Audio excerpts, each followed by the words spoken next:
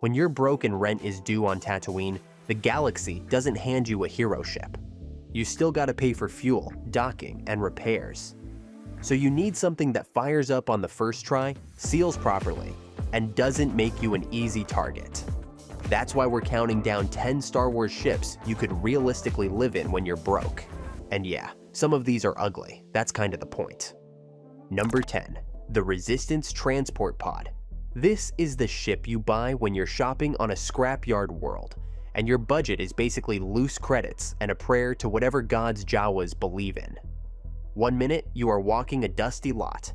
The next, you are holding a title deed to what used to be a B-Wing Mark II cockpit with a tiny cabin and engines grafted on, like someone built a home out of leftovers.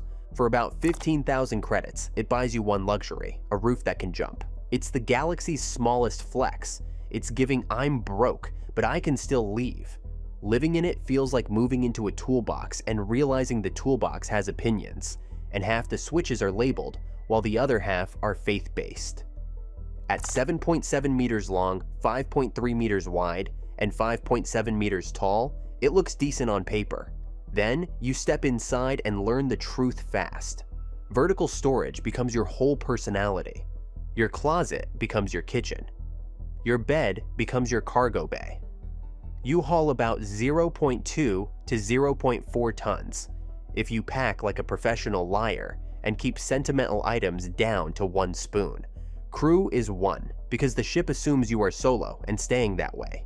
You can squeeze in 1 passenger, but it is knee-to-knee silence and shared air, the kind that ends friendships by day 3 and teaches you intimacy you did not consent to. The hyperdrive class isn't stated for this exact build, but class 2 makes the most sense. If it can't hop systems, you didn't buy a ship. You just bought a very expensive lawn ornament with a pilot seat. If the builder cared, you might have a rough class 15 backup for emergencies. Weapons don't come standard, and that saves you credits and headaches. If you want deterrence, you bolt on 1 improvised light blaster mount or 1 light laser emitter. 1 mount, 1 job, and no hero fantasies. It's not for winning, it's for convincing people you're annoying to rob. Consumables run around 1 week before air and water start feeling personal.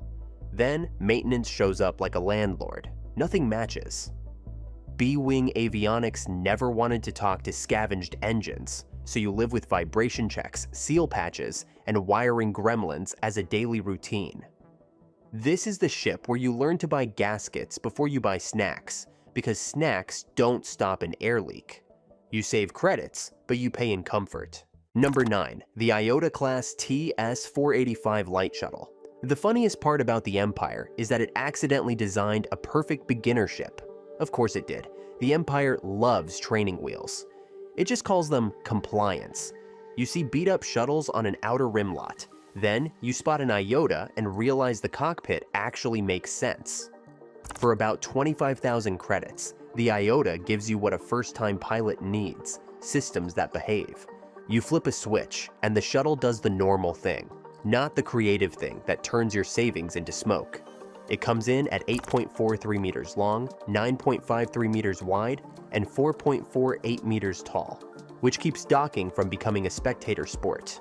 You fly it with 1 pilot, so nobody argues about routes or grabs your controls like they pay the insurance.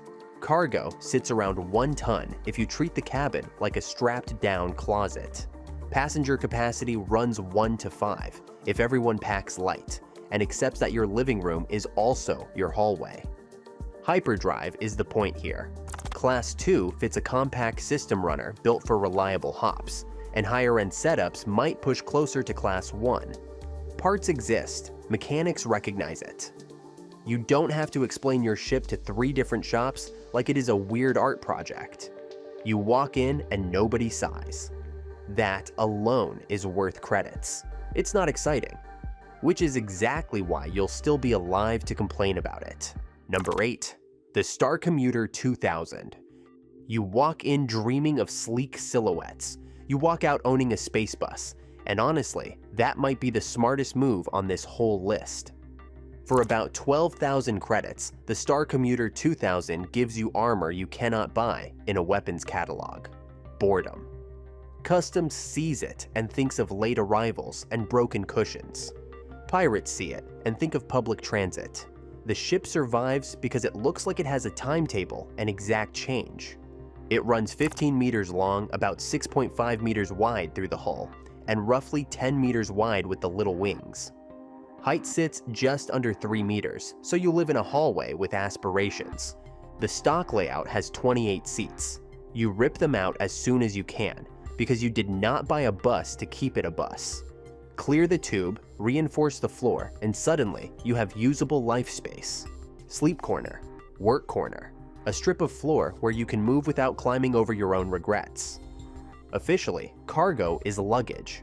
In reality, a stripped interior hauls 2 to 5 tons if you do it sensibly. A lot of these come with an RX series pilot droid, which means your co-pilot is free, silent, and emotionally devastating about your landings. Hyperdrive isn't guaranteed because plenty run fixed routes, so you hunt the retrofit. Class 3 fits the vibe. It jumps when you need it. It never tries to be a legend. Weapons don't come standard, which keeps costs down. If you insist, you can add one hatch-mounted light repeating blaster, because you want deterrence, not a villain arc. Consumables sit around 2 weeks before filters start acting petty. Maintenance sits medium because public transit ships live tired. Seals wear, engines complain. Rattles move in and refuse to pay rent. This is the ship where your bedtime soundtrack is a loose panel you swear you will fix tomorrow, and tomorrow never comes. You get space, but you inherit noise. Number 7. The U-55 Orbital Load Lifter. You buy a U-55 when you want discipline, not drama. This thing lives around docks and stations doing the galaxy's least glamorous job. Moving cargo, moving crews, and not dying near expensive infrastructure. Boring is survival, and the U-55 is built for boring. If it had a bumper sticker, it would say, "I brake for docking pylons." A practical personal conversion sits around 22 meters long, about 12 meters wide, and roughly 5 meters tall. It flies like a work truck with windows. It behaves.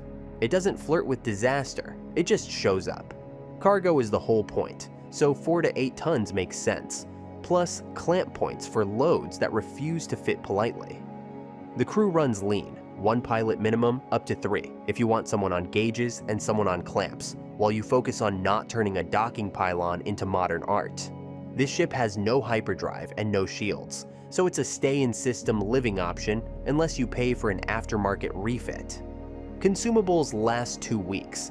Maintenance sits low to medium, but you feel it fast. Tired hydraulics, worn landing gear, clamp alignment issues that show up the first time you lift something uneven, and the ship groans like it pays rent too. This is the ship where your morning routine is checking clamps before you even think about CAF, because CAF doesn't stop you from dropping a crate in front of a port authority. It runs, it works. Glamour is for people with insurance. Number 6, the VCX Series Auxiliary Starfighter. For about 22,000 credits, the VCX is what you buy when you want your first ship to have a spine. It is compact at 11.63 meters long. It slips into a bay cleanly, it seals up fast, and it leaves before anyone decides you look like easy money. Can you live in it? Yes. But you live in it like a pilot, not like a senator. The main space becomes everything at once. Living room, kitchen, storage, and the corner where you sit and rethink your life choices after a close call. It can carry up to 8 passengers, which sounds fun, until you try it and realize it turns every trip into a cramped group project with seatbelts. Cargo sits around 0.5 to 1 ton if you pack tight and strap everything down. The crew stays one by design, which is perfect when you're broke. No salaries, no arguments. No one touches your controls like they own them. It runs a Class 2 hyperdrive, so you can leave fast when the vibes turn bad. And unlike most beginner-friendly shuttles, this thing actually argues back. Up front, you get 2 forward light laser cannons, plus an automated turreted defensive system. That loadout doesn't make you a hunter. It makes you hard to chase. You don't win fights, you just create exits. Consumables aren't listed, so planning around 1 week keeps you realistic. Maintenance runs medium-high because the turret needs calibration, the cannons want clean power delivery, and a tight hull heats up fast when you push it. This is the ship where you learn to clean power lines and tune servos before you learn fancy flying. You get teeth, but you pay an upkeep. Number 5. The G9 Rigger-class freighter. If you want a ship with personality and history baked into the deck plating, the G9 is basically the galaxy handing you a story for about 18,000 credits. This isn't the ship you buy because you love cleanliness. This is the ship you buy because you accept the truth. Clean ships cost clean money, and yes, if Twilight popped into your head, that isn't an accident. This ship started as a spice freighter tied to Zero the Hutt's operation. Then, Anakin and Ahsoka took it during the Clone Wars, and after that, it ran the full Chaos Marathon. Missions, damage, scavenging, upgrades, an ending that was never going to be quiet. You don't own this ship, you inherit its trauma. The exact spec sheet isn't locked in, so you treat it like the light freighter it is. About 27 meters long, built to haul jobs, not impress anyone at a port party.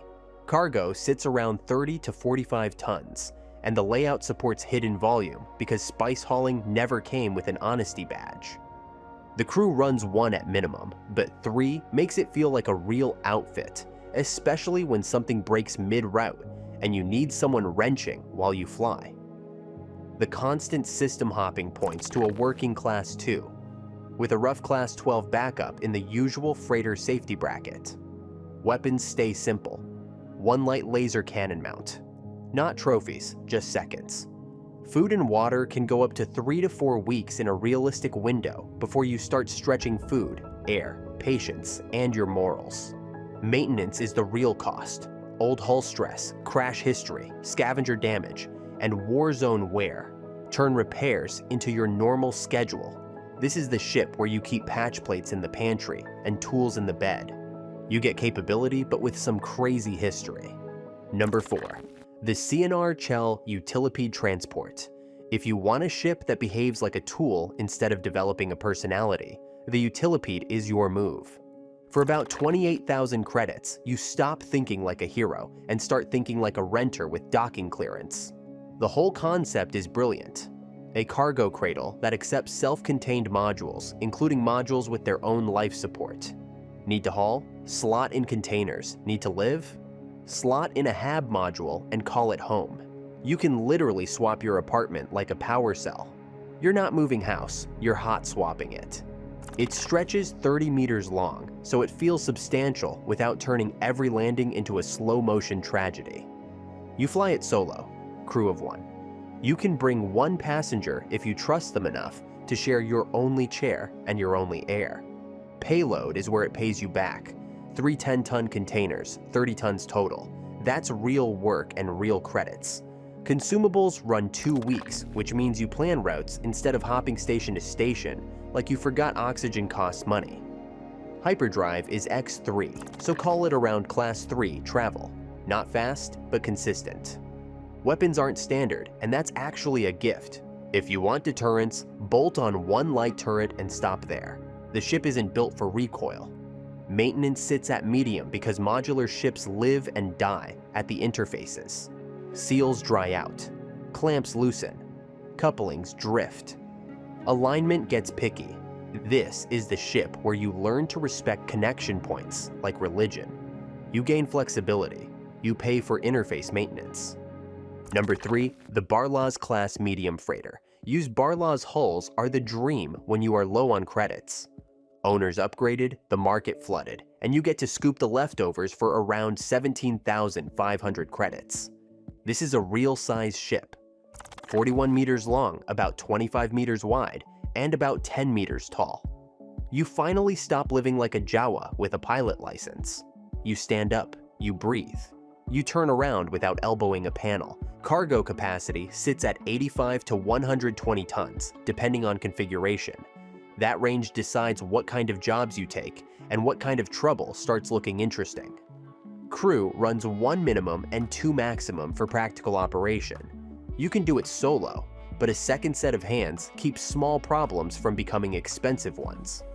Passenger capacity is 4, perfect for a small crew or a couple clients who do not ask questions. It runs a Class 2 hyperdrive with a Class 12 backup, which keeps you moving even when the Galaxy tries you. The real flex is endurance. 2 months of consumables. 2 months means fewer docking fees, fewer surprise stops, and way more control over your own schedule. Weapons are light but present.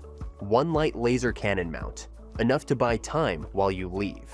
Maintenance sits medium because you are buying used, and used ships come with past owners who made choices.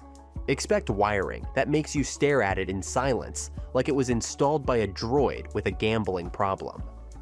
This is the ship where your weekend hobby becomes chasing one mysterious rattle through a bulkhead. Number 2, the Getrock 720 Freighter. If you want a real outer rim workhorse without paying for a famous silhouette, the 720 is that move. About 55,000 credits. Yeah, it hurts. But it hurts less than breaking down in a bad sector, because out here, roadside assistance is just pirates. It measures about 38.1 meters long and about 36 meters wide, so it feels serious without turning every landing into a public disaster. In the atmosphere, it does around 750 kilometers per hour. Practical, honest, not trying to win races. Cargo is the reason it exists. Up to 135 metric tons, plus holds and lifts that make loading less miserable. The crew runs 2 normally, with a maximum of 4 when you want the ship to run like a real operation. Passenger capacity goes up to 10, which means you can move people and freight without turning the interior into a constant argument. Hyperspace setup is solid working class. The 720 uses a Class 2 hyperdrive with a Class 15 backup. You also get deflector shields and a sophisticated nav system, which matters because getting lost is one of the most expensive mistakes in this galaxy. Weapons stay light but real. 1 turret-mounted twin-light laser cannon, not a pick-a-fight signal. More like a polite warning that you aren't free. Consumables are not stated, so plan around 1 month. Maintenance runs medium-high over time. Heavy hauling plus heavier armor stresses drives, landing gear, and power management, especially if you keep chasing one more contract. And if the interior ergonomics do not match your species, you may spend credits reworking controls and life support interfaces just to stop the ship from punishing your spine. This is the ship where you learn to choose routes based on repair shops, not scenery, because scenery won't fix a blown coupling. Finally, at number 1, the GX-1 short hauler. The GX-1 is an unfair bargain. Used at about 20,500 credits, it gives you something most broke pilot ships don't. A layout that feels like a life, not a punishment. You step in and it makes sense. For a beginner, that is priceless. It measures 37.3 meters long, about 17.88 meters wide, and about 14.5 meters tall when landed. Top speed sits around 800 kilometers per hour in the atmosphere. Hyperdrive is Class 2. Cargo capacity is 85 tons, which means the ship can actually fund you instead of just consuming you. Crew is 1 minimum, 2 as a practical max on long runs, because a second person turns problems into chores instead of disasters. Passenger capacity hits 10 in the base model, and Starbus variants seat at least 12 depending on layout, which is wild for something that still feels manageable. Weapons depend on the variant. Armed versions carry 1 double laser cannon turret. Others stay unarmed, which is perfectly fine if your plan is travel, not trouble. Consumables run 1 month, and that is a huge quality of life number. You stop living on a weekly countdown like your filters are judging you. Maintenance sits medium, but the chores are predictable. Rotating wing mechanisms mean actuator and seal care. Rear heat management needs routine cleaning. The external escape craft port adds couplings and interfaces you keep tight, if you enjoy staying alive. This is the ship where your life feels normal enough to get bored, and that is a luxury. The funny thing is that it isn't the flashiest, but it's definitely the easiest to keep. So what actually makes a broke pilot ship work? Is it cargo space, cheap parts, or just being boring enough that pirates do not even look twice? And be honest, which ship are you taking when your account is crying? If you like Star Wars when it is practical, grounded, and a little too real, subscribe and we'll see you in the next one.